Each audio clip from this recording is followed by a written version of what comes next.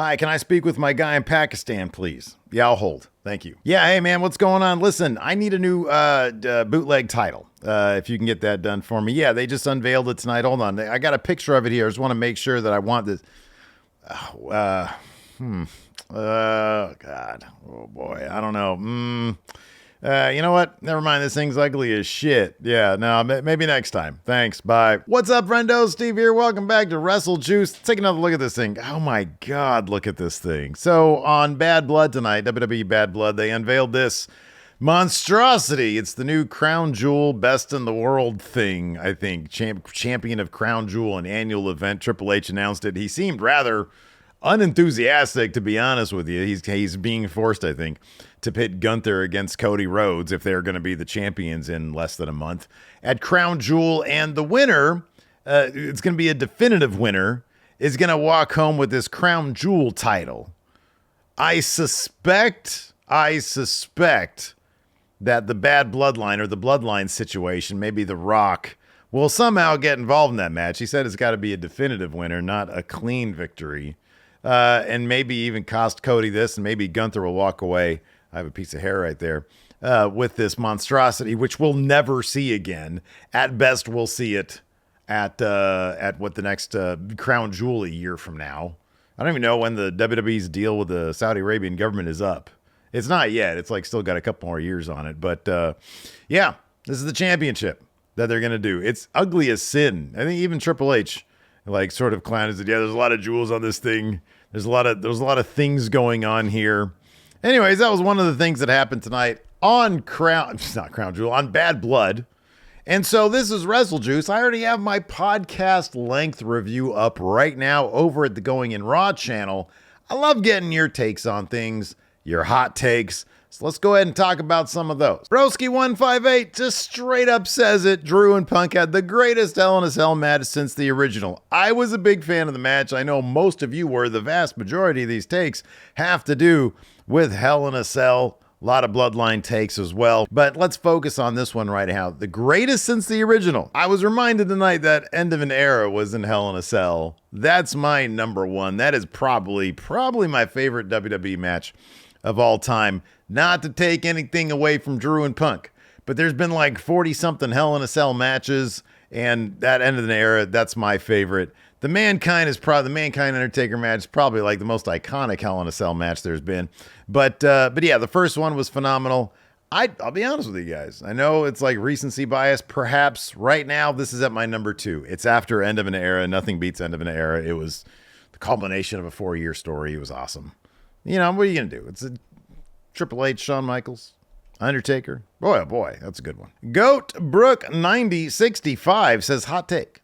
Having Kevin Owens heel turn not on TV was a brilliant idea. It creates so much intrigue for what Cody's going to be doing and how his story go from here. I agree. There's another take on here that says this should have happened on TV. I disagree with that one. I agree with this one. You got to appreciate that WWE in this day and age finally understands how to utilize social media. During our post show over at Going in Raw, during the podcast, news broke, so that interrupted what we were talking about. We started talking about that, and then people kept on coming into our live chat saying, did you guys hear that Cody and Kevin Owens turned heel? I love this, man. I love this. You station a bunch of people with little video, with like phones or whatever, and they're filming this all go down. It feels like real life. It feels like, oh man, it doesn't have to happen on TV for everybody to find out about it. They'll find out about it regardless on Friday when SmackDown happens. They'll even probably talk about it tomorrow night on Raw to entice people to tune in on SmackDown. I think this was brilliant. I thought it was awesome. I agree with Goat Brook here that this is the way to do it. You got to use all different forms of media. I sound like Triple H right now. I'll just move on to the next hot take. Check No Eternity says this is probably CM Punk's best WWE match ever. All right, we'll go there. Still think the Money in the Bank John Cena match was better. But beyond that, boy, this was really good. Yeah, this was I really love this match. You Like Rice says 100% into the idea of a Gunther versus Goldberg match. Okay, so at the tail end of this Crown Jewel Championship thing that they unveiled, the abomination that they unveiled, looked like somebody took a jewelry shop and just shook it all out onto a giant board of glue. Anyways, at the tail end of that, Gunther comes out, says, I'm going to have this title. And then he starts razzing Goldberg. Of course, he had told Bret Hart that Goldberg was his favorite wrestler. And now he just said, I'm just busting. I'm just joking. You're not my favorite wrestler. You're a one-trick pony. I'm just busting your balls. Said you're a crap father. Goldberg wanted to throw hands. I know Goldberg has said he wants a retirement match.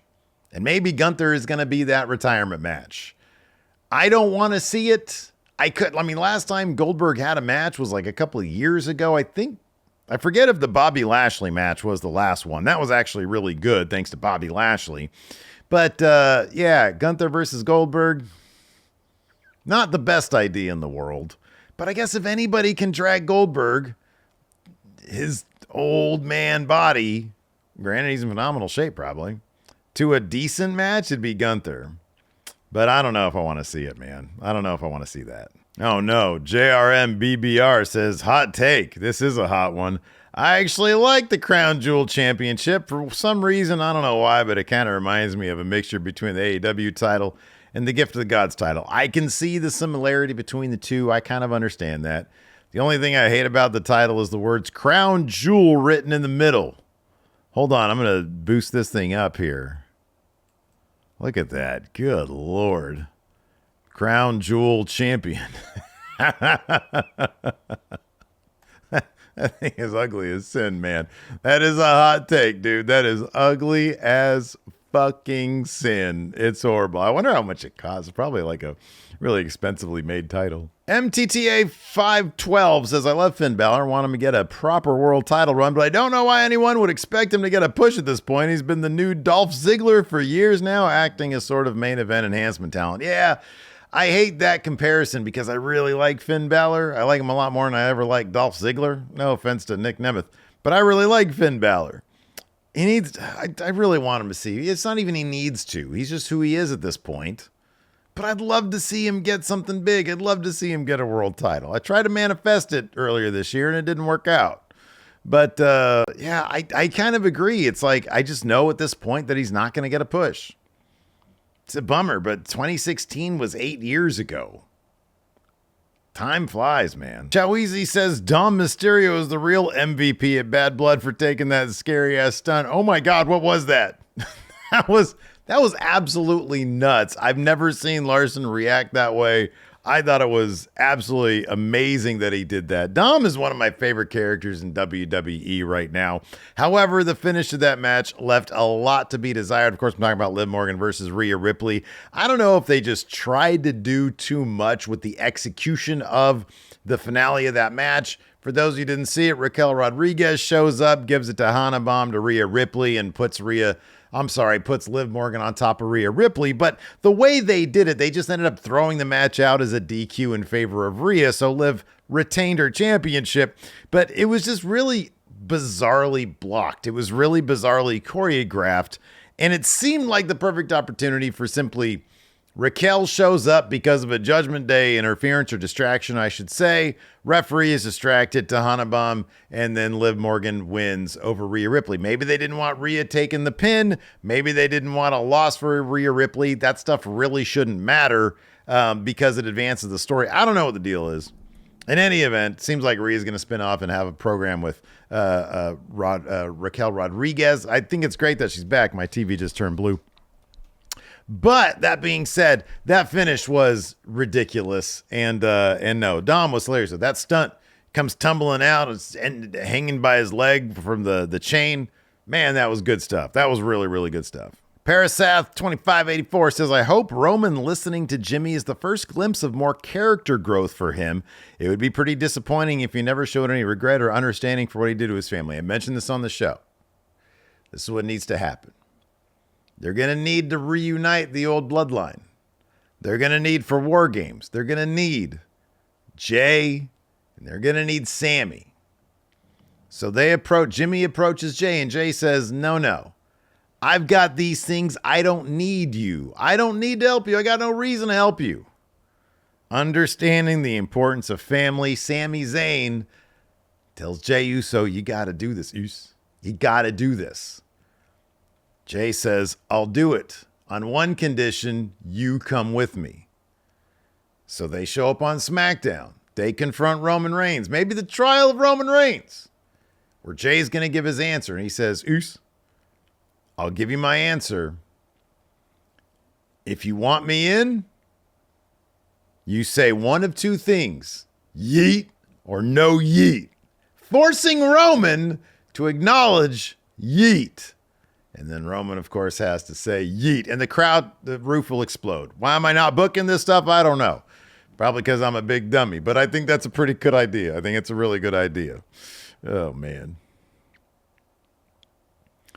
J. Ralstonism says the pace of the Cody Bloodline match was unbearable. Yeah, I agree with that. It's the same thing with Bloodline matches, man. It takes forever. The first half of like every Bloodline match is essentially a bathroom break match. Like the first 13 minutes of this was like, oh my God, it's just boring. And then it kicks up a notch, and then it becomes must watch. Then it's actually a really, really good match. The finish was a lot of fun. Jimmy Uso showing up was a lot of fun. The bit between Cody and Roman at the end was a lot of fun. And then, of course, I haven't even talked about this. The final boss, throw your L's up. He showed up, didn't say anything. Apparently, he cut like a 5-minute promo on his phone. But on the show, he said 1, 2, 3, and then he went like that. So I think he was talking about having pinned Cody Rhodes at WrestleMania, and he's back now to try to get that title off Cody Rhodes. The only question is Rock affiliated with the Bad Bloodline? I get the feeling he is. But yeah, man, the pace of Bloodline matches, they're just, nope. B-Man the Champ says Drew versus Punk absolutely should have main evented. Yeah, Dwayne came back, but he literally didn't do anything. Yeah, I mean, it's The Rock. Even if he comes back and doesn't do anything, he's got to main event the show. I get it. I know, but it's their A story for like ever in life, if you will. Yeah, I understand. I feel like this Drew Punk thing needed the main event. It really should have had the main event. And by far, it was the best match on the card. I don't know how you square The Rock showing up. I mean, I just don't know. I mean, maybe he shows up at the end of the opener. Seems kind of weak. Seems kind of a weak way to do it. But yeah, for my money, Drew Punk was the real main event of the show tonight. It was phenomenal. Drew Diesel says Tiffany should be the first woman to have an unsuccessful cash-in with Nia costing her the opportunity. This could serve as the catalyst to officially turn Tiffany into a face. That's not a terrible idea, to be honest with you. That's not terrible. They did the same thing with Drew McIntyre. He did the failed cash-in because of CM Punk. And then it sort of kicked that up next level. They just used Money in the Bank, a failed cash-in, to kick things up to the next level, and it really worked. So, yeah, could they do that with Tiffany Stratton in a different way, obviously? Yeah, I think they could. I think you would need something really shocking. Like Nia is able to thwart her attempt, but in the process also just completely brutalizes Tiffany Stratton, and it gets kind of uncomfortable. And then Tiffany comes back, and she's like a huge face. And then she has to work her way back up to the title. I think that could work. I think it's a pretty good idea. Would they do it? I don't know. But I think they might have a way to sort of have their cake and eat it too. Because right now, Tiffany's really under Nia's thumb. And it'll be interesting to see how they get her out of that. Hong Top John says a couple days ago, I said Roman should not have main evented tonight. Proved it. Hong Top John wants his victory lap. He says it's way too hard to follow up the greatest Hell in a Cell match of all time. Poor Raquel got the Tito Ortiz. Not the Tito Ortiz pop, John. And the Roman match was so formulaic it hurt to watch, man. Or it can only get you so far. Yeah. I feel that, man. Look, feel free to take your victory lap. I think a lot of people are agreeing with you right now that Roman didn't need that main event spot. But on the other hand, it is the Tribal Chief. Throw your ones up, John. I think you're throwing them up for Punk and Drew, though. Gorilla Mon says, sorry, Swerve Hangman, but Drew Punk now have both the best feud and the best match of the year. I have to give that one some thought. I'm not sure entirely what I think about it. I want to know what you guys think about it, though. Look, this is wrestling. It's entirely appropriate for us to take these silly stories and take them side by side and tell us which one you liked better. Which one do you like better? Drew versus Punk, the feud, or Hangman versus Swerve, the feud? Let me know in the comments below. Thanks for tuning in. I appreciate it. Also, tomorrow morning, Friendo Club Wrestling, me and Larson are dropping our star ratings for this pay-per-view. I like saying, you know what, man, I've decided I'm going to start calling a pay-per-view again. I can't stand the premium live event thing. It's too much to say. I want to say Pay-per-view. Oh, God, look at this fucking thing. Get this. Come on, get it. It's too big. It's too big. Golly, that's too big. Anyways, thanks for tuning in, everybody. I appreciate it. We'll see you guys around. It needs to be smaller. Make it even smaller. There we go. Hey, this is what it would look like on my shelf. Look at that. Oh. Hey, it wouldn't look too bad. Wouldn't look too bad. Let me call my guy in Pakistan.